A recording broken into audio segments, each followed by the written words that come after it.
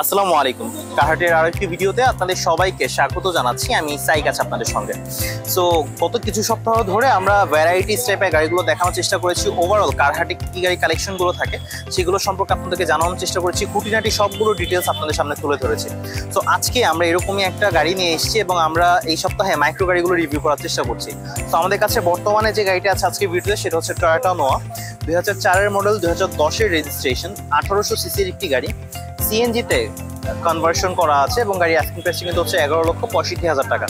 So আমরা যদি গাড়ির ডিটেইলিংয়ে যাই তাহলে দেখতে পাচ্ছেন ফ্রন্ট সাইড থেকে গাড়ি কিন্তু যথেষ্ট ফ্রেশ কন্ডিশনে আছে। গাড়ির বাম্পার থেকে শুরু করে হেডলাইটস ইচ অ্যান্ড এভরিথিং, অর্থাৎ এতে টাচ আপের কাজ করা আছে, অর্থাৎ স্ক্র্যাচ বা মেজর কোনো কিছু কিন্তু আপনাদের চোখে পড়বে না। টায়ার কন্ডিশনে যদি চলে আসি, আপনি যেহেতু সেকেন্ড হ্যান্ড গাড়ি পারচেস করছেন অবশ্যই নতুনের মতন টায়ার পাবেন, জিনিসটা মোটেও এরকম না।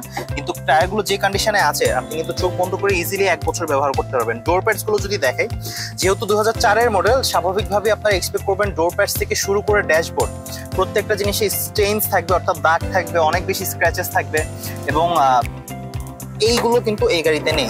আমি যদি ভিতরের সিট কাভারগুলো দেখে, সিট কাভারগুলো যথেষ্ট ফ্রেশ কন্ডিশনে আছে, অর্থাৎ যদি একান্তই প্রয়োজন না হয় আপনি কিন্তু নিয়ে সিট কাভার করার প্রয়োজন হবে না। সিলিংটা যদি দেখেন, সিলিংও কিন্তু ভালো ফ্রেশ কন্ডিশনে আছে। সাধারণত এত বছর আগের গাড়ি যদি খুব ভালোভাবে মেনটেন করা না হয় তাহলে কিন্তু এই গাড়িগুলো এভাবে ফ্রেশ থাকার কথা না। আপনি যদি সাইড থেকে শুরু করে ইচ অ্যান্ড এভরিথিং দেখেন তাহলে দেখতে পাবেন যে গাড়িটা যথেষ্ট ফ্রেশ কন্ডিশনে আছে। ব্যাক সাইড থেকেও যদি আপনাদেরকে দেখিয়ে দিই, দেখতে পাচ্ছেন 13 সিরিয়ালের একটি গাড়ি, অর্থাৎ এটা ব্যক্তি মালিকানাধীন একটি গাড়ি এবং ব্যাকলাইটস থেকে শুরু করে ব্যাক পার্টটা সহ প্রত্যেকটা জিনিস কিন্তু ভালো এবং ফ্রেশ কন্ডিশনে আছে। আমরা যদি হচ্ছে এখানে ভিতরে সিএনজিটা দেখিয়ে দিই, 90 বা 100 একটি সিলিন্ডার কিন্তু এতে করা আছে এবং আপনি যদি পিছন থেকেও একদম ফ্রন্ট পর্যন্ত সম্পূর্ণ গাড়িটা দেখেন তাহলে দেখতে পারবেন পুরোটা জিনিস কিন্তু টিপটপ অবস্থাতে আছে, অর্থাৎ it's completely ready to drive.